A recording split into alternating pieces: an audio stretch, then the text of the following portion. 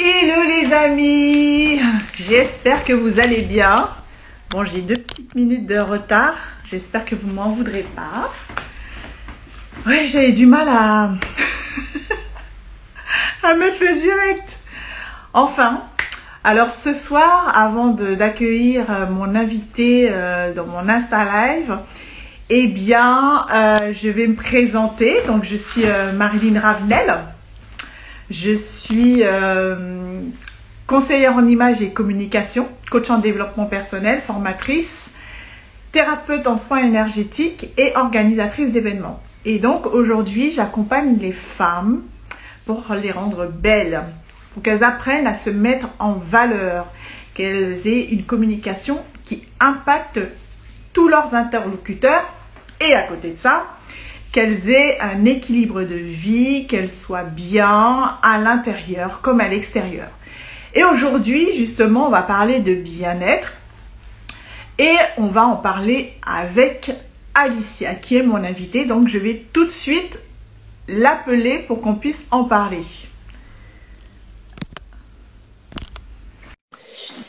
Voilà, voilà.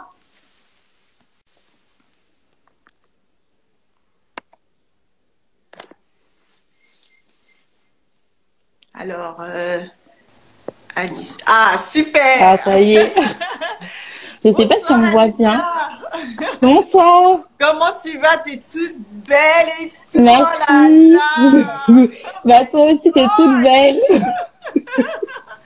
You are so beautiful. My Thank you heart so much. is falling down. Thank you so much. Comment vas-tu, Alicia? Bah, ça va. Bah, je te remercie de m'avoir invitée. Franchement, je suis super contente. Bon, super. Qu'est-ce que je voulais te dire? Eh bien, je me suis présentée. Aujourd'hui, on va parler de nutrition, d'alimentation. Et on va voir autour de ça, avec tes conseils et les miens, ton expérience et mon expérience, comment on peut vous aider à améliorer en tous les cas votre alimentation et puis peut-être avoir un meilleur rapport avec lui.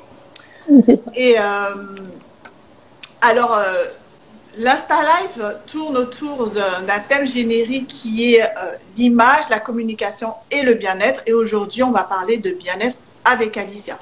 Donc, comme je me suis déjà présentée, je vais laisser Alicia se présenter à vous. Donc, c'est à toi.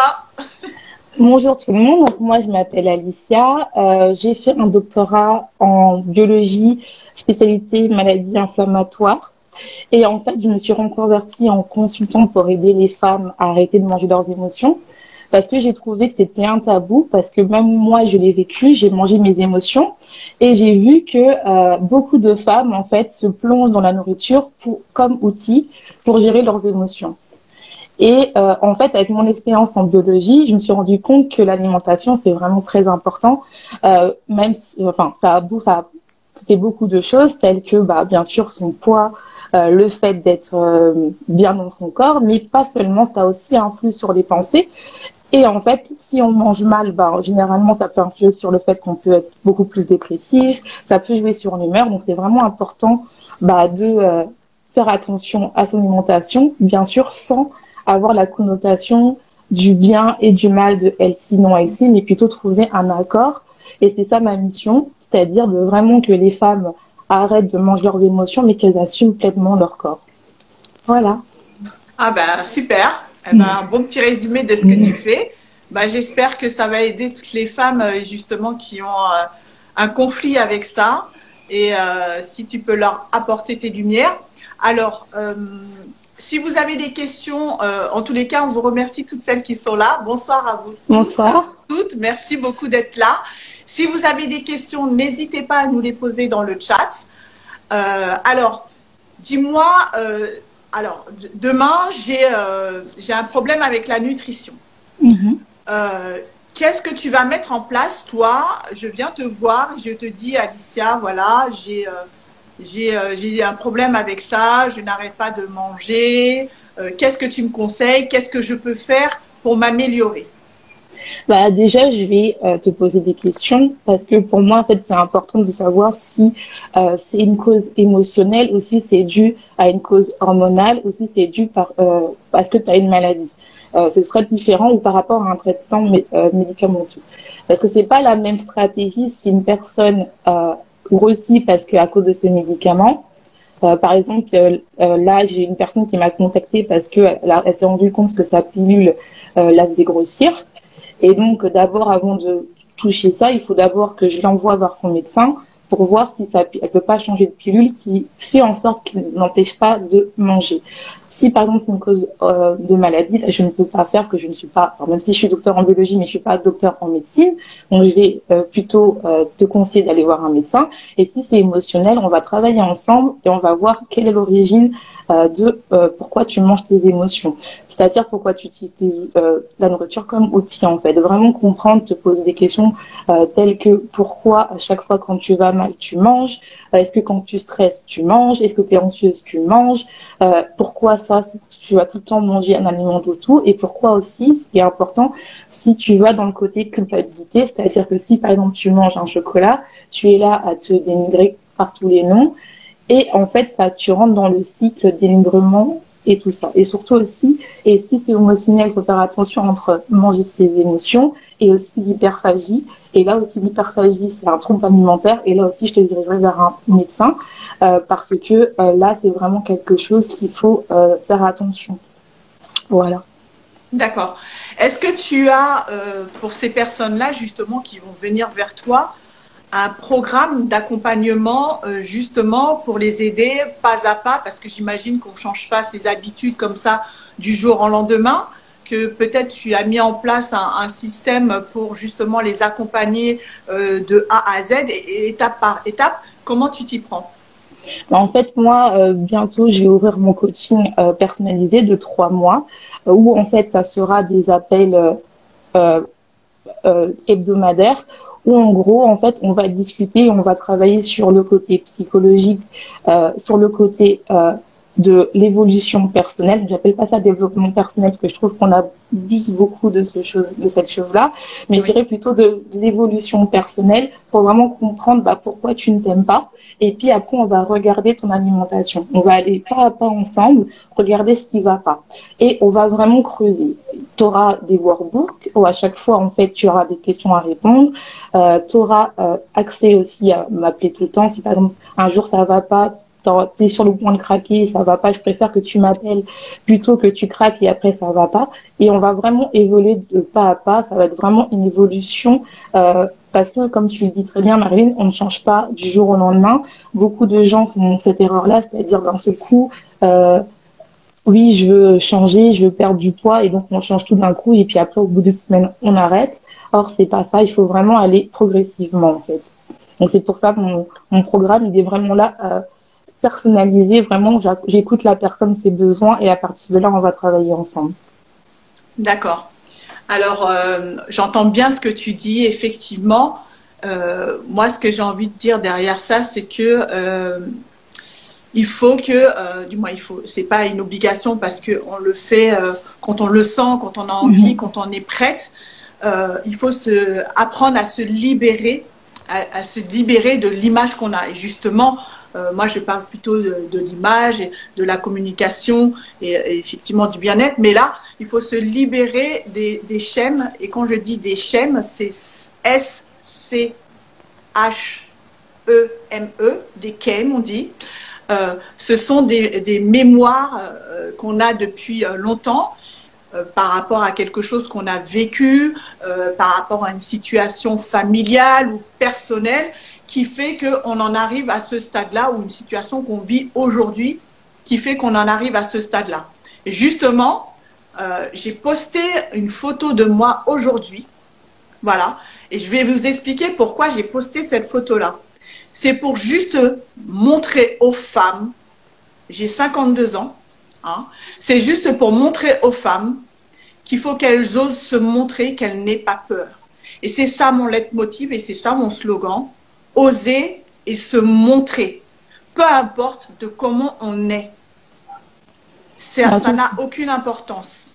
Et c'est pour ça que je l'ai posté et je le dis aujourd'hui, c'est pour montrer aux femmes, quel que soit l'âge que vous ayez, quelle que soit la peau que vous ayez, quel que soit le corps que vous ayez, aimez votre corps et osez le montrer. Voilà. Ne vous cachez pas derrière parce que si vous êtes jeune, à quel moment vous allez le faire? C'est ça. À quel moment vous allez montrer qui vous êtes? À quel moment vous allez oser être qui vous êtes? Vous allez perdre du temps? Vous allez perdre des années et vous dire « Ah, si j'avais su ». Voilà. Désinhibez-vous de qui vous êtes et surtout du regard des autres. Parce que souvent, ce sont le regard des autres, des critiques, des jugements des autres qui ont peut-être un problème elles-mêmes à régler sur elles-mêmes, qui vous le transmettent alors que ce n'est pas vrai. Alors que vous êtes, comme je le dis souvent à Alicia, vous êtes parfaite de naissance et d'essence. Voilà, c'est la perception et le regard des autres qui font que vous vous semblez imparfaite alors que pas du tout. Donc, est-ce que, j'ai une question maintenant pour toi encore, est-ce que c'est quelque chose que tu t'es appliqué à toi-même? Oui, d'ailleurs, avant de répondre à tes questions, j'aimerais rebondir à ce que tu as dit. C'est-à-dire que quand tu parlais du passé, je ne connais pas le nom, lequel.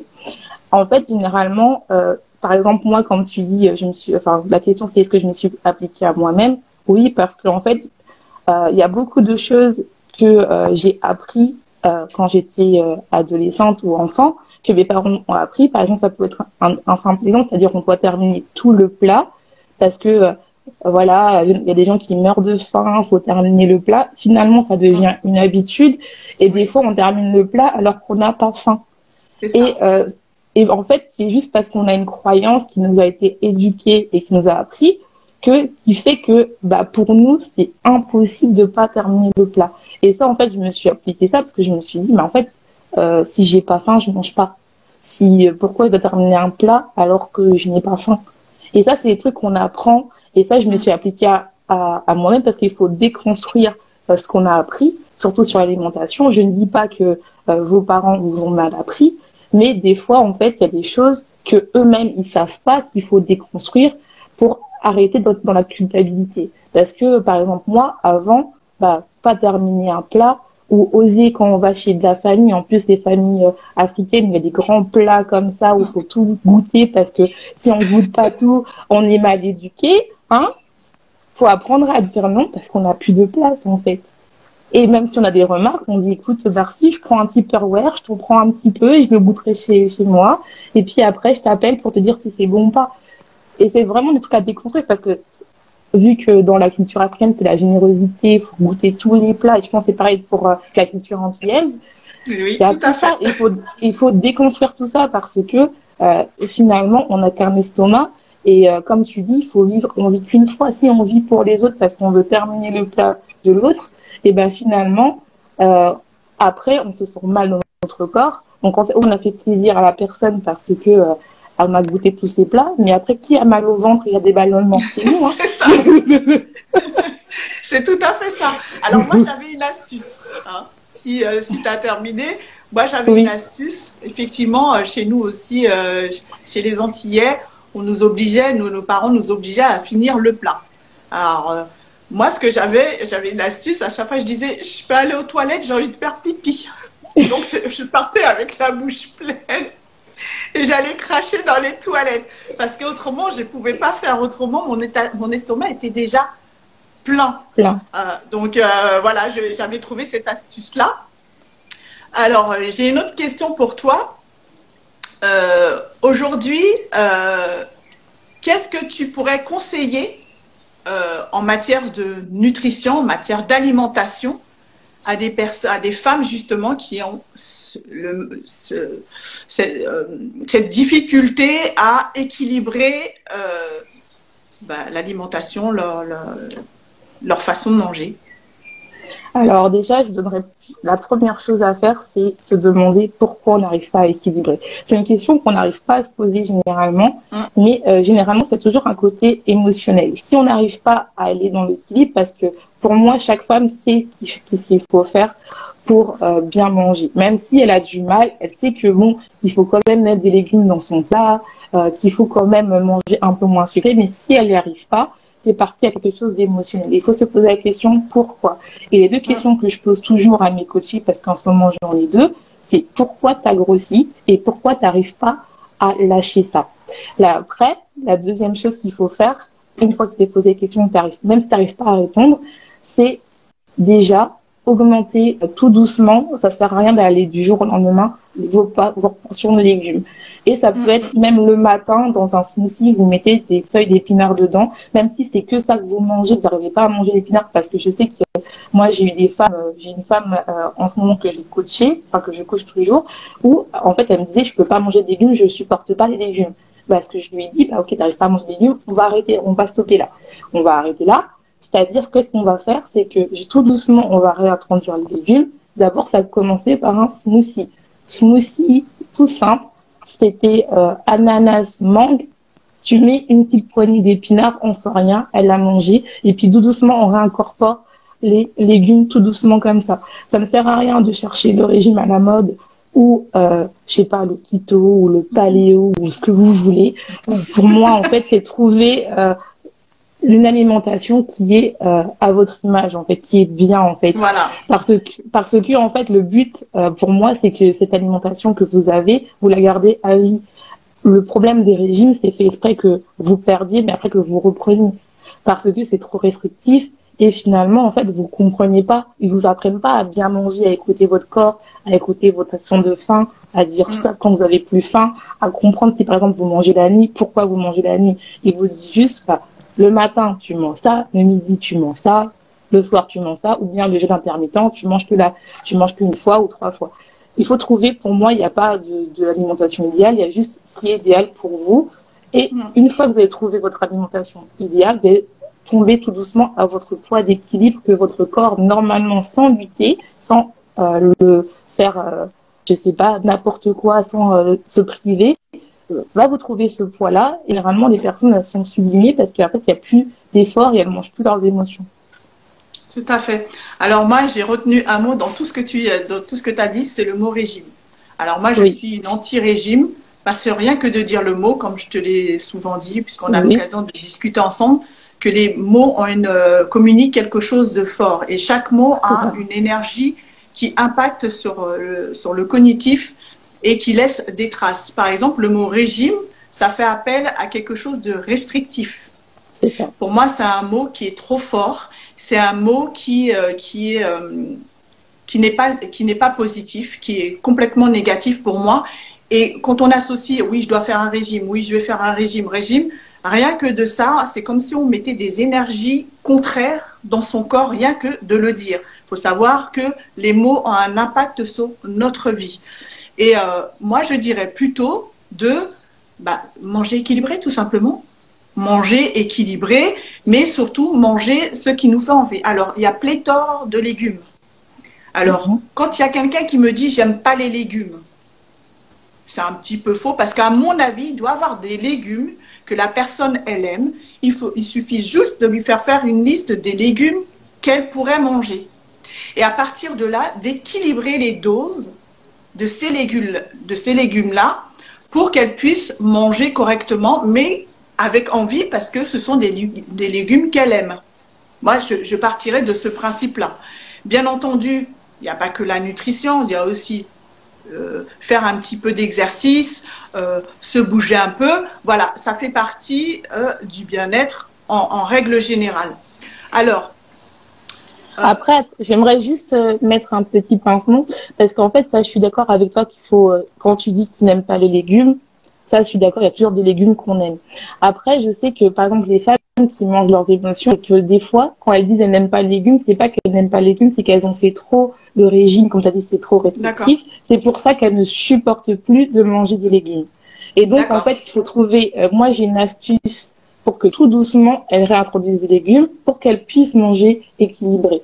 Parce qu'en fait, il y a vraiment différents types de profils, parce qu'il y a des personnes, oui, qui n'aiment pas les légumes parce qu'elles n'ont jamais mangé de légumes, ça je suis d'accord.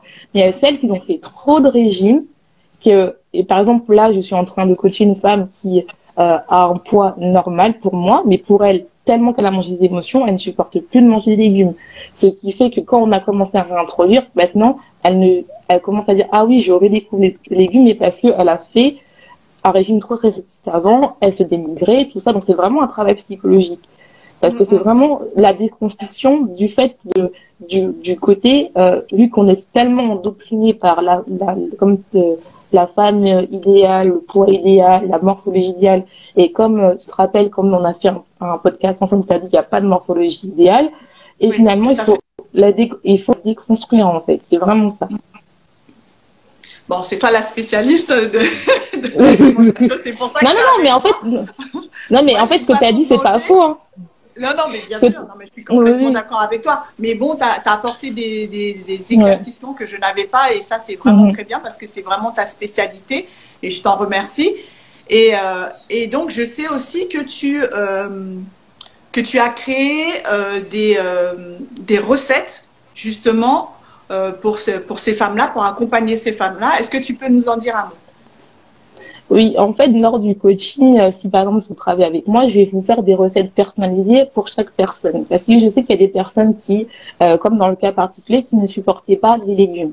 Donc, ce qui fait, c'est que je dois trouver une manière ingénieuse pour que la personne recommence à manger des légumes ou à manger des légumes pour qu'elle trouve ça bon. Parce que pour moi, manger sans plaisir, ça ne sert à rien. Parce que c'est ça qui fait un peu penser à un régime. Donc moi, à chaque fois, j'apporte du goût, j'apporte mes trucs, et à chaque fois, cette personne-là, elle a ses recettes. Si elle me dit, elle a un régime particulier, par exemple sans gluten, sans, je sais pas, sans féculents, sans rien. Donc moi, je suis contre qu'on élimine une seule case de macronutriments. Je te demandais comment tu accompagnes tes clientes. Est-ce que tu as des recettes à leur proposer, voilà. Bon, en fait, comme je disais, c'est que j'ai des recettes personnalisées en fonction de chaque personne, en fonction de si elles ont des problèmes au niveau de l'estomac ou si elles mangent plus de gluten, bah, je fais des recettes personnalisées où tout doucement on va introduire les légumes ou si elles n'ont pas de problème, elles auront pas directement avec des légumes. Et j'essaye vraiment de faire des plats, des recettes où elles sont gourmandes et équilibrées. C'est-à-dire que pour moi, en fait, on ne peut pas manger sans avoir du plaisir parce que ça me rappelle trop le régime où c'est juste un peu de sel et puis à vapeur. Là, c'est vraiment des recettes simples qui seront faites au four ou à la poêle, mais ça va être vraiment toujours équilibré avec la bonne proportion d'huile qui est nécessaire à notre corps. Et aussi de bien regarder tout ce qui est étiquette et tout ça pour que quand la personne a envie de sucre ou de chocolat, c'est elle-même qui décide de manger du sucre. Parce que en fait, je vais aussi les apprendre à lire des étiquettes et pourquoi c'est important de faire attention à sa consommation de sucre quand on n'a pas voulu, surtout si on mange ses émotions. C'est important de savoir quand on a envie de manger du sucre et c'est pour avoir vraiment le côté qu'on a envie de manger du sucre et non pas apporter sans le vouloir du sucre. Et c'est pour ça qu'on augmente des chances d'avoir du craquage, comme on appelle ça communément. Après, il y a sucre et sucre, hein, parce que dans les fruits, il y a du sucre, mais c'est du sucre lent qui est bon. Et puis, il y a le sucre en sachet, là, le sucre blanc qui est pas bon du tout. Hein. Un vrai poison, hein. Bon, un petit peu.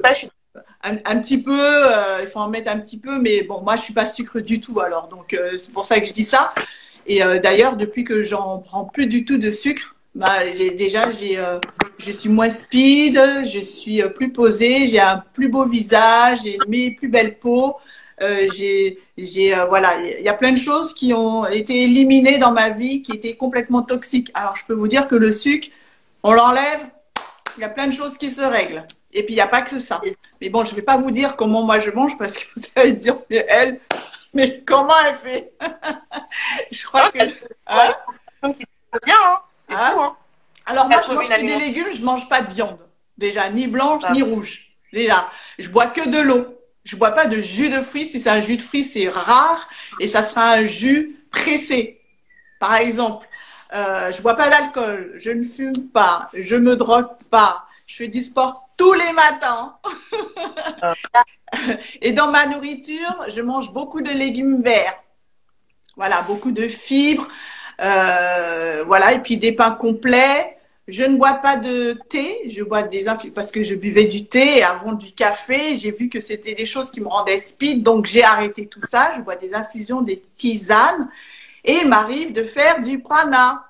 Et le prana, c'est arrêter de manger ou manger très très peu pour justement être en meilleure santé, avoir un meilleur bien-être et avoir plus de force et d'énergie. Ça aide.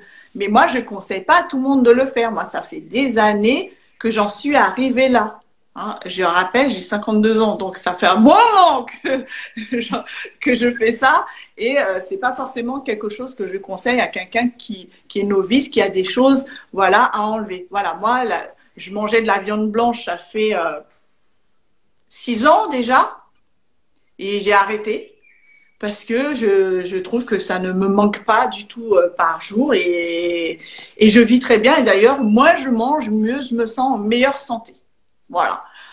C'est pas ce que je vous conseille de faire. Moi, ça m'a pris des années quand même avant de le faire. Voilà. Mais par contre, je suis d'avis que moins on mange, mieux on est, hein, quand même. Bah, de toute façon, l'être humain n'est pas fait pour manger autant, de toute façon. Voilà. Parce que c'est ça, c'est juste que après, moi, comme je dis toujours, c'est faut trouver l'alimentation qui te correspond. C'est ça. Et c'est pour ça qu'il ne faut pas se comparer aux autres, en fait, par rapport à l'assiette de l'autre. Et il y a beaucoup de gens qui... c'est pour ça que moi, tout ce qui est un modèle, ça ne sert à rien. Même, bien sûr, tu peux avoir un modèle pour t'inspirer, mais au bout d'un moment, il faut trouver quelque chose qui est bien pour toi, parce qu'une personne peut être à l'aise en mangeant des pâtes avec du gluten. Il y en a d'autres qui n'ont pas aimé les pâtes avec du gluten parce que ça leur rend trop lourd, en fait. Donc, c'est ça qu'il faut trouver vraiment un équilibre qui est spécifique pour toi. Exactement. Et puis en fonction de sa physiologie, en fonction de son cadre de vie, ça vient en fonction de plein de choses. Donc voilà, une fois, comme tu dis, on a trouvé son rythme, eh bien on y va. Et puis ça devient des rituels, ça devient des habitudes de vie. Et voilà, on se pose plus de questions parce que ça nous fait du bien, on est bien. Après, il faut pas se frustrer. Moi, si j'ai envie de manger un truc là aujourd'hui, demain, des fraises tagada par exemple, je vais manger le paquet une journée, mais je vais pas en manger tous les jours. Et puis je vais pas en manger pendant un mois ou 2 ans, ou tu vois. Mais il faut pas se frustrer. Il faut pas. Il faut une fois qu'on l'a fait, mais on se dit bon, demain, ben, je vais pas le faire tous les jours. Voilà, mais il faut quand même se faire plaisir parce qu'autrement, c'est quelque chose après, une frustration qui reste dans notre corps, qui va en emmener une autre et puis une autre et une autre et puis après on va pas être bien. Donc sur le moment, on se fait plaisir, on ne culpabilise pas parce que manger c'est quand même bon, hein, faut pas déconner. Manger c'est bon quand même, donc faut se faire plaisir. Voilà, au moment où on a envie, on se culpabilise pas. Et puis après, on reprend un rythme normal. Et quand je parle de nutrition, il n'y a pas que la nutrition, il y a aussi un petit peu de gym, un petit peu de sport pour justement équilibrer tout ça. Donc tout ça est nécessaire. C'est un tout. C'est un tout. Est-ce que tu voudrais donner un conseil à ces femmes-là, un conseil en plus justement pour aider ces femmes-là à passer le cap, à venir te voir, justement, à venir te voir pour être accompagnée. Alors, avant de répondre à cette question, on parlait de nutrition tout à l'heure. Est-ce que tu es qualifiée justement pour parler de nutrition, pour savoir proposer des recettes, voilà, qu'elles soient équilibrées pour savoir. Est-ce que c'est un domaine que tu maîtrises, c'est un domaine que tu as appris à le faire? Est-ce que tu es qualifié justement pour aider? Parce que la nutrition, c'est quand même quelque chose d'important. Est-ce que tu es qualifié pour ça? Si ça peut rassurer des personnes qui veulent travailler avec toi. Moi, en fait, j'ai un doctorat en biologie et je sais ce qui est bon. Après, je suis autodidacte par rapport à la nutrition. Mais l'avantage que j'ai, c'est que moi, en fait, mes amies, elles sont docteurs. Donc, à chaque fois, je demande toujours l'avis d'un médecin. J'ai ma meilleure amie, elle est docteur. Donc, ce qui est génial, c'est à chaque fois, dès que je parle avec quelqu'un, si par exemple, cette personne elle a un problème de thyroïde, je vais directement la voir parce que je sais que la nutrition, c'est très important. C'est pour ça que je travaille avec un docteur très, très proche pour être sûr que ce que je dis, c'est pas n'importe quoi. Et surtout que tout ce qui est alimentaire, pour moi, c'est très important. Et c'est pour ça que je travaille avec un médecin, même si je suis au l'hôpital. Et bien sûr, j'ai mon expérience qui est en biologie qui m'aide aussi à savoir, voilà, je peux dire des articles, je lis bien. Après, c'est clair que moi, je suis pas au niveau des calories, parce que moi, je suis pas qui compte les calories, mais pour moi, quand on a un défaut alimentaire ou qu'on mange ses émotions, faut pas aller dans ce domaine-là. Donc moi, je ne calcule pas les calories. Oui. Moi, je suis plus macronutriments, c'est-à-dire tout ce qui est féculents, légumes, protéines, ce qui fait que ça vous permet en fait de apprendre à bien manger et surtout de vous donner des recettes qui vous permet en fait de manger, de bien manger et surtout que ça soit bon, quoi. Donc c'est pour ça. D'accord. Et bon. Tout ce que je fais, c'est avec ma meilleure amie qui est docteur. Donc, voilà. D'accord. Bon, du coup, tu as répondu à mes deux questions. Tu as donné aussi le conseil. Tu as donné le conseil également. Alors, n'hésitez pas si vous avez des questions dans le chat. Profitez-en pendant que Alicia est là et elle peut y répondre. Ou moi, si je peux répondre à certaines interrogations que vous avez, ça sera avec plaisir. Alors, Alicia, c'est quoi ton actualité aujourd'hui? Je vais parler de la mienne après, mais c'est quoi ton actualité aujourd'hui? Alors, mon actualité, c'est déjà, j'ai mon podcast, Soit ta propre vérité, que vous pouvez aller voir, qui parle d'alimentation émotionnelle, d'acceptation de soi, du fait qu'on n'est pas parfaite et surtout de s'aimer. Donc, n'hésitez pas à aller. Et surtout qu'on a fait un podcast ensemble avec Marine qui est génial. Donc, n'hésitez pas à aller l'écouter. Aussi, si par exemple, vous ne savez pas une alimentation émotionnelle, sur ma bio, ta propre vérité, vous allez voir. Il y a un quiz que j'ai fait qui va vous permettre en fait déjà de savoir si vous mangez vos émotions ou pas. Et à partir de ce quiz, vous allez recevoir 5 conseils qui vont vous permettre de commencer déjà à travailler sur le fait de manger ses émotions. Je vais répondre quand même à ta question. Tu m'as posé si une personne a peur de travailler avec moi ou n'ose pas. Ouais. Déjà, moi, je vais poser la question à cette personne. Combien de temps tu arrives pas toute seule? Des fois, c'est important d'investir. Je sais que beaucoup de gens ont du mal, n'osent pas, ont vraiment du mal à se... Merci beaucoup. Merci pour les compliments, les filles. Hein. N'ose pas parler de ça et c'est un tabou, mais plus le tabou est là et moins on arrive à s'en sortir. Plus on arrive à mettre de mots et ne serait-ce que parler avec quelqu'un qui a vécu ça, parce que moi j'ai vécu ça, je sais comment je parle et je peux voir avec mes coachés la transformation qui s'est transformée, qui me dit mais maintenant j'ose parler à mon copain, ça l'a bloqué de partout et elle voit des choses se débloquer dans d'autres domaines qu'elle ne pensait pas. Et pourtant, c'est juste qu'elle a arrêté de manger ses émotions. Et je vais te dire aussi, si tu as vraiment du mal à me parler, je ne mords pas. N'hésite pas à venir me parler. À savoir, on peut discuter. Faut vraiment parler. Après, si vraiment vous avez peur, vous pouvez aussi en parler. Moi, je conseille toujours d'aller voir un médecin ou d'aller voir un psychologue. La différence que c'est avec moi, c'est que moi, je suis un coaching, je vais vous donner des astuces, des outils directement. Mais après, on peut faire les deux en même temps, aller voir le thérapeute et aussi aller voir et aller parler avec moi pour débloquer des choses que le thérapeute ne fera pas. Et je vous donnerai vraiment des outils, des conseils, on va tout débloquer pour que vous arriviez à manger vos émotions. Mais franchement, moi, ça m'a bloqué des années et maintenant ça fait plus de j'ai arrêté de manger des émotions et j'ose faire des choses, ça m'a bloqué pour tellement de choses que je sais que la souffrance que c'est de ne pas juste haïr son corps et d'avoir peur d'un morceau de chocolat et de le manger et d'être là et se dire pourquoi je vais manger, je suis trop nulle. Et je sais que cette souffrance-là, il y a beaucoup de femmes qui se retrouvent dans ça et qui n'osent pas en parler parce que c'est un tabou. Or que ça ne devrait pas être un tabou. Et plus on en parle, et plus, en fait, vous allez voir que vous allez reprendre des forces. Vous allez enfin vivre pour vous et non pas pour les autres. Voilà.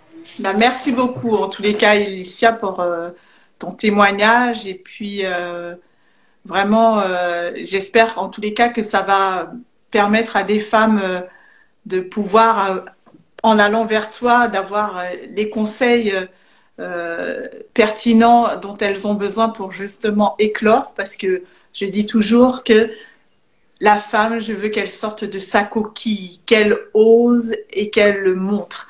Alors, on va regarder, il y a, alors, Alicia, tu es radieuse. Ah, merci, c'est vrai qu'elle est radieuse. Marilyn, j'ai besoin de tes services. Alors, Girl with Mood. Oui, ah bah avec plaisir. À quel niveau tu aurais besoin de mes services?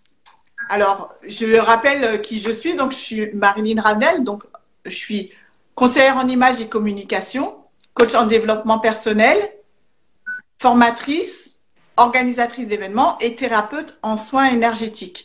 Et donc, aujourd'hui, j'accompagne les femmes. Je leur apprends à valoriser leur capital image, impacter grâce à une communication et une image forte, s'épanouir parce que c'est important d'être une femme qui est bien dans sa peau et rester zen en toutes circonstances, comme moi, là, quand ça a coupé tout à l'heure, rester zen, c'est-à-dire qu'on est aligné avec son soi intérieur et son soi extérieur. Et justement à ce propos, j'ai une masterclass qui a lieu donc le 15 avril prochain. Comment valoriser son capital image. Donc, il sera en lien sur ma bio après ce live. Donc, si vous voulez y participer pour connaître mes 10 techniques de conseils en image qui vont vous aider justement à valoriser votre capital image et puis mes secrets de conseiller en image. Conseiller en image justement pour une image forte. Eh bien oui, alors là, tu auras tapé à la bonne porte. Là, moi, je t'emmène au sommet, moi, je t'emmène en haut de la chiche. Ça c'est sûr. Et ben avec plaisir, hein, Girls with Mood. Avec plaisir. Tu me contactes après si tu veux, on en parle. Et puis, on voit comment on peut avancer ensemble. Avec plaisir. Ok, ben voilà. Donc, le 15 avril, donc ça sera en lien sur ma bio tout de suite après le live. Je le mettrai pour que vous puissiez participer à cette masterclass le 15 avril. Et donc, évidemment, il y aura mes 10 techniques que j'utilise en conseil en image justement pour aider les femmes, parce que ce sont les femmes que j'ai envie d'accompagner à valoriser leur capital image, impacter, s'épanouir et rester zen en toutes circonstances. Voilà. Donc, alors, j'ai vu… Oh, Marie-Rose, tu es là. Merci. Super. J'espère que tu vas bien. Alors, Marie-Rose a participé à un de mes ateliers Outfit à l'époque où justement j'expliquais, je donnais les techniques. Ça s'appelait l'atelier Outfit. Maintenant, j'ai changé de nom parce qu'on évolue quand même un peu. Et voilà, qui a eu plein de conseils. Et j'espère que ça lui a été bénéfique. Mais je le vois parce que, après, je ne sais pas si ce n'est que moi, mais aujourd'hui, Marie-Rose ose se montrer. Hein. Elle est sur Facebook, elle fait des lives et je trouve ça juste formidable qu'elle soit sortie de sa coquille et qu'elle ose se montrer. Eh bien, c'est ça. C'est ça, avoir de l'impact. C'est ça, sortir de sa coquille. C'est ça, une femme qui s'épanouit et qui va de l'avant. Voilà, en tous les cas, moi je vous remercie toutes d'avoir été là. Merci Alicia. Merci Alicia pour tous tes conseils. Si tu as un dernier mot à dire, je te laisse la voix. En fait, mon dernier mot, c'est n'ayez pas peur d'être vous. N'ayez pas peur d'être votre propre vérité. Et surtout, n'ayez pas peur en fait d'écouter votre corps. Parce que votre corps est votre meilleur ami. Il est là de votre naissance jusqu'à votre mort. Donc, n'ayez pas peur de l'écouter. Faisez confiance à votre intuition et tout va aller. Et voilà. Eh ben, merci beaucoup, Alicia. C'était super. Et moi, je n'ai qu'une chose à vous dire, les filles. Mais zozote, ça c'est la vieille. Elle zozote la vieille. Eh ben, moi, j'ai qu'une chose à vous dire. Je vais articuler parce que j'arrête pas de parler de communication et d'impact. Eh ben, je vais articuler comme font les journalistes. Je n'ai qu'une chose à vous dire, les filles. Je vous aime. Merci beaucoup. À bientôt. Ah oui. Si vous avez des questions, n'hésitez pas à aller sur mon Instagram, ta propre vérité. Voilà, Instagram, ta propre vérité. Super. Merci beaucoup, Alissa. Merci.